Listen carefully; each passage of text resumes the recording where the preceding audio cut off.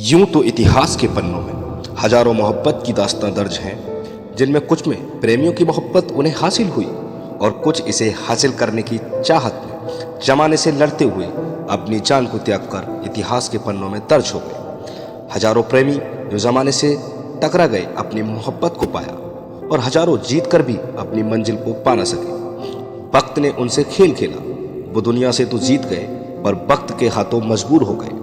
अनेकों ऐसी ही मोहब्बत की दास्तां कि ये दुनिया गवा रही है, जो आज हमारे समाज से धूमिल सी हो चुकी है, या यूं कहें गुमनाम सी हो चुकी है। दोस्तों, बात करेंगे आज ऐसी ही एक अनोखी प्रेम कहानी के बारे में। एक ऐसी कहानी जो मोहब्बत से नफरत और फिर नफरत से मोहब्बत में बदली, फिर भी उन प्रेम दीवानों को उनकी मंजिल हासिल नहीं हुई।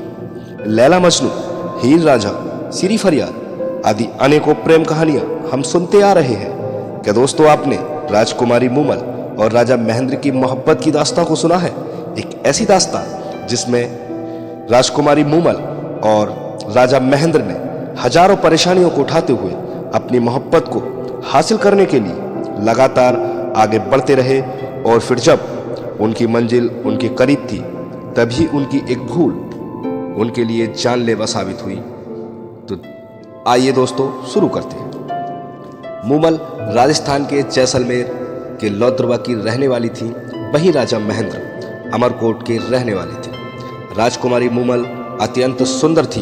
उनकी सुंदरता का जिक्र देश में ही नहीं, राजस्थान में ही नहीं, विदेशों में भी होता था। राजकुमारी मूमल का महल काक नदी के पास था, जो अनेकों रहस्यों से भरा हुआ था। राजकुमारी मूमल छत पर बने हुए कमरों में रहती थी। इस महल में अनेकों प्रकार के शेर, सांप, अजगर जैसे डरावने जानवर रहते थे, जिन्हें देखकर हर कोई डर जाता और किसी की भी हिम्मत महल में जाने की नहीं होती थी। राजकुमारी मूमल ने प्रतिज्ञा की थी, कोई भी राजा या राजकुमार इन सब से पार पाकर मेरे पास तक आएगा और मेरे प्रश्नों का उत्तर देगा, मैं उसी से शादी करूंगी। यूं तो कई राजकुमार और राजा उस बाधा को पार करके राजकुमारी के पास तक पहुंच गए, लेकिन राजकुमारी मूमल के प्रश्नों के उत्तर नहीं दे पाए। राजा महेंद्र शिकार करने के शौकीन थे और एक बार वो शिकार का पीछा करते करते काक नदी के किनारे पहुंच गए। वहां उन्हें एक सुंदर बगीचा दिखाई दिया और बगीचे के बीचों बीच एक सुंदर महल, जिस पर अनेकों डरावने चित्र बने हुए थे।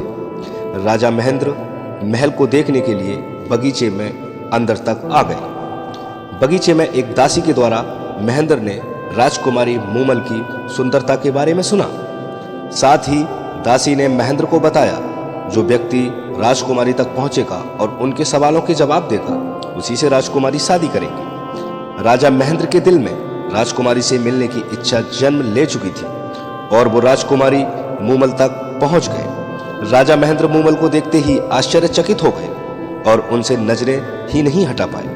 राजकुमारी मूमल भी राजा महेंद्र को और उनकी आंखों को देखती रह गई, और यहीं से शुरू हुई मोहब्बत की एक अजीब दास्तां।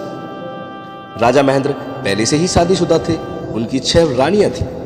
राजा महेंद्र वापस अमरकोट जा चुके थे, लेकिन वो मूमल के सौंदर्य को, उसकी सुंदरता को, उसकी सादगी को अपने दिमाग से नहीं हटा पा रहे थे। मूमल से मिलने की चाहत उनके दिल में घर कर चुकी थी।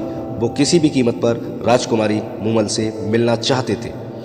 उन्हें एक ऐसे ऊंट का इंतजाम करवाया जो उन्हें प्रतिदिन अमरकोट से लौद्रवा ले जाता, और मूमल से मिलने के बाद राजा महेंद्र वापस अमरकोट आ जाते। ऐसी थी राजा महेंद्र की चाहत, जो उन्हें प्रतिदिन 100 मील का सफर तय करने पर मजबूर करती थी।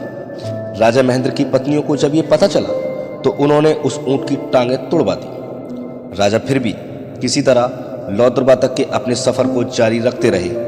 फिर एक दिन कुछ ऐसा हुआ जिसने राजा महेंद्र की मोहब्बत को नफरत में बदल दिया। साथ ही राजकुमारी मूमल को एक लंबे इंतजार की तरफ धकेल दिया, एक ब्रह वेदना में धकेल दिया। हुआ यूं, एक दिन जब राजा महेंद्र राजकुमारी मूमल से मिलने पहुंचे तो उन्होंने वहां एक पुरुष को राजकुमारी के साथ सोया हुआ पाया।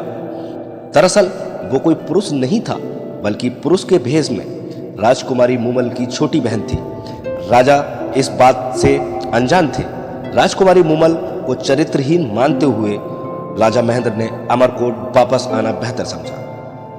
राजकुमारी मूमल की आंखें महेंद्र के इंतजार में पथरा गईं। मूमल विरह की वेदना में जलने लगी।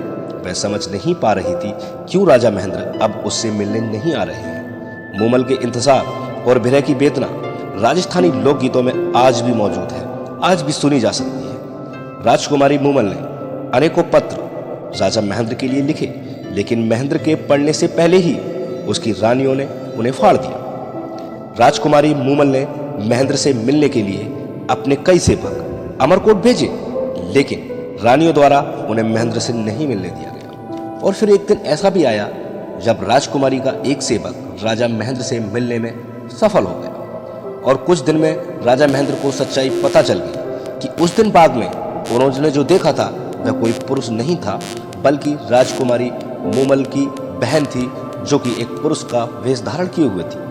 राजकुमारी मूमल ने राजा महेंद्र के लिए संदेश भिजवाया कि वह उनसे मिलने अमरकोट आ रही है। राजा ने उस संदेश का जवाब दिया कि वह खुद राजकुमारी मूमल से मिलने लौद्रबा आ रहे हैं। राजकुमारी मूमल की खुशी का ठिकाना न रहा। वह बहुत खुश थी क्योंकि आज उसका इंतजार खत्म होने वाला था। राजा लौद्रबा के सफर पर रवाना हो गए। राजा महेंद्र ने सोचा क्यों ना राजकुमारी मूमल के प्रेम की परीक्षा ली जाए कि वो उन्हें कितना प्रेम करती है। राजा ने लौद्रबा पहुंचकर एक संदेश मूमल को भिजवाया कि राजा महेंद्र को सांप ने डस लिया है और उनकी मृत्यु हो चुकी है।